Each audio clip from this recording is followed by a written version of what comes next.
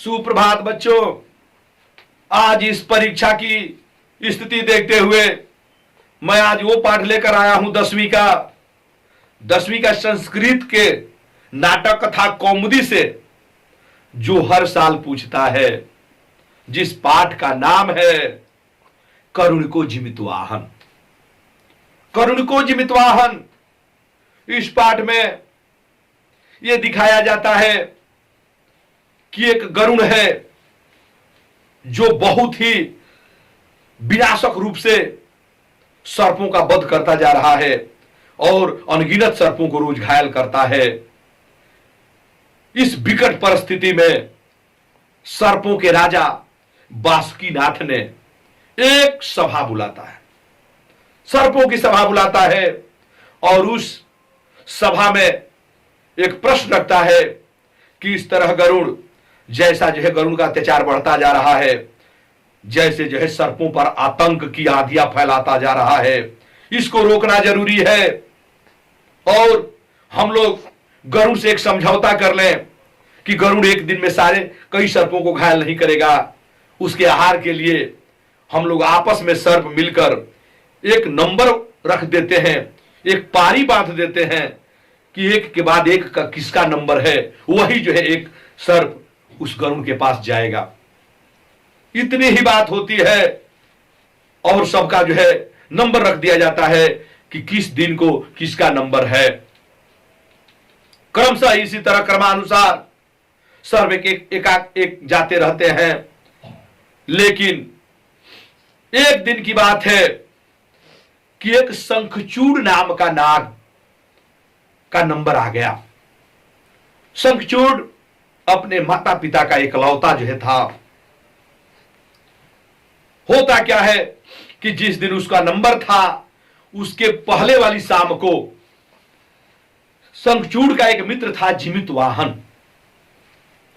अब जिमितवाहन अपने दोस्त से मिलने जाता है उसके घर, लेकिन जैसे ही वहां पर जाता है वो जिमितवाहन, शंखचूड़ के माता पिता आपस में बात करते हुए रो रहे हैं कि हम लोगों का इकलौता पुत्र है शंखचूड़ और कल जो है उसका नंबर है, गरुड़ के पास जाएगा।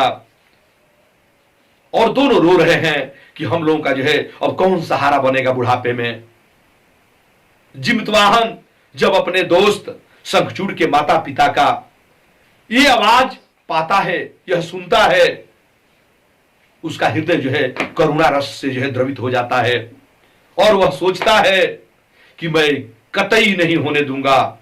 और वह वहीं से जो है प्रतिज्ञा कर लेता है अपने मन के अंदर ही कि भले ही मैं अपने दोस्त की जगह पे चला जाऊंगा, लेकिन मैं कभी दोस्त को मरने नहीं दूंगा, क्योंकि जिमितवाहन भी एक बहुत बड़ा परोपकारी रहता है। और वहीं से लौट आता है और अगले सुबह शंखचूड़ से पहले ही जिमितवाहन एक लाल वस्त्र पहनकर उस गरुड़ के पास चला जाता है, क्योंकि वहां का एक परंपरा था कि सब लोग कपड़ा ही लाल डालकर जाएंगे, क्योंकि उधर से जो है ब्लड भी पहचान में नहीं आएगा और दूसरा बात कि उनका जो है चीखने और चिल्लाने का उनका चेहरा भी जो है गरुड़ नहीं देख पाएगा। इसलिए ये परंपरा के अनुसार शंखचूड़ की जगह जिमितवाहन ही वह लाल वस्त्र पहनकर वहां पर चला गया। जैसे ही वहां जाता है, वहां जाने के बाद दिखता क्या है, जैसे ही गरुड़ उसको देखता है उस पर जो है टूट पड़ता है और इसको जो है खून पीने के लिए उत्प्रेरित होता है वो खुद। और जैसे ही इस जिमितवाहन वहां पर गिरता है तो वो हड़बड़ाहट के साथ इसको जो है फाड़कर खून पीने की कोशिश करता है। उस समय जिमितवाहन बोलता है कि हे गरुड़, आप जो है इस तरह खून पीने में आपको हड़बड़ाहट क्या है, आप आराम से खून पीजिए ताकि कम से कम आपको तो आनंद आए।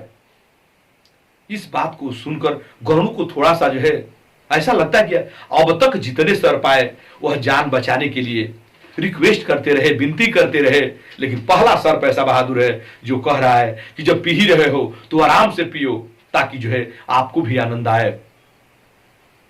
इस बात का उसको जो है फिर भी अपना जो है वो लगातार खून पीने लगा और यह बेहोश होकर जो है गिर गया।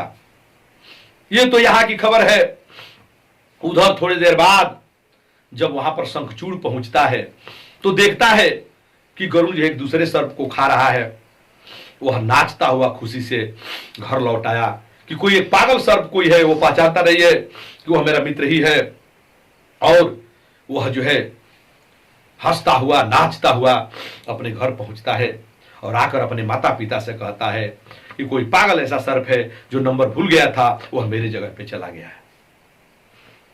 थोड़ा ही देर व्यतीत हुआ कि उधर शंखचूड़ नहीं बल्कि जिमितवाहन के पिता जिमितकेतु और उसका ससुर वहां पर जिमितवाहन को ढूंढते हुए उसके मित्र शंखचूड़ के दरवाजे पर पहुंचते हैं। वहां पर पहुंचते हैं और जैसे वहां गए वो बताते हैं कि सुबह से जिमितवाहन का कहीं पता नहीं है। तब ये कहता है शंखचूड़ कि चलो वो तो मिल ही जाएगा, लेकिन एक बात मेरा भी सुन लो, आज मेरा नंबर था लेकिन मेरे जगह पे एक कोई पागल सर्प चला गया है। इतनी बात जब सुनता है जिमितवाहन के ससुर और उसके पिताजी सुनते हैं जिमितकेतु, तो दोनों जो है रोने लगते हैं चिल्ला चिल्ला कर। कहते हैं कि कोई पागल सर्प नहीं, वह जिमितवाहन ही होगा, क्योंकि जो परोपकारी का भूत सवार रहता है उस जिमितवाहन के ऊपर ही सवार रहता है, वह जरूर अपने मित्र को बचाने के लिए वही होगा। और वहां से यह बात जब सुनता है शंखचूड़ भी चिल्लाने लगता है और सभी लोग मिलकर गरुड़ के पास जाते हैं। जैसे ही सब लोग गरुड़ के पास जाते हैं वहां पर वह गरुड़ जो है उसका खून पी चुका होता है, लेकिन वह बेहोशी हालत में शंखचूड़ जो है वहां पर जो है जिमितवाहन जो है वहां पर पड़ा होता है। लेकिन जैसे ही वह अपने माता पिता की आवाज को पाता है, सुनता है, वह थोड़ा सा लड़खड़ा कर जो है खड़ा होने की कोशिश करता है, लेकिन फिर जो है वह गिर जाता है। सब लोग चिल्लाने लगते हैं, कहते हैं कि हे गरुड़, तुमसे बहुत बड़ा गलती हो गई। आज तुम जिसका नंबर था उसको नहीं खाए, एक आज परोपकारी सर्प को खा गए। यह बात सुनकर गरुड़ को बड़ा जो है दुख होता है, क्लेश होता है कि हम एक ऐसे परोपकारी सर्प को खा गया और हम कैसा हिंसक हूं कि इस तरह जो है खून का प्यासा हूं, किसी परिवार के करुणा को नहीं समझता हूं। इस बात पर गरुड़ का भी हृदय जो है परिवर्तित होता है और वह जो है तपस्या में लग जाता है, भगवान विष्णु की तपस्या में लगता है। और तपस्या में लगने के बाद, तपस्या करने के बाद वहां ऊपर से आकाशवाणी होती है कि हे गरुड़, बताओ तुम क्या चाहते हो। गरुड़ रोकर कहता है कि मैं यही चाहता हूं, मैं अपने पापों पर पश्चाताप करना चाहता हूं और मैं चाहता हूं कि आज तक जितने सर्पों को मैं खाया हूं वह सब जिंदा हो जाए और उसके साथ यह जिमितवाहन भी जिंदा हो जाए। तभी जो है सभी जितने सर्प थे वह सब जो है जिंदे हो गए और जिमितवाहन भी जिंदा हो गया। सभी लोग जिमितवाहन की जय, जिमितवाहन की जय वहां सभी नाग जो है करने लगे। ये कहानी का सारांश इतना ही है। अगर इतना लिख दिए, वहां से सब लोग खुशी मन से आ रहे हैं, इतनी तक की कहानी तो ये हो गई, तो नहीं तो सारांश पूछता है और इसमें से एक प्रश्न और आएगा, नोट कर लो, 100% वाला है प्रश्न। जिमितवाहन का चरित्र चित्रण पूछ सकता है, पूछता है।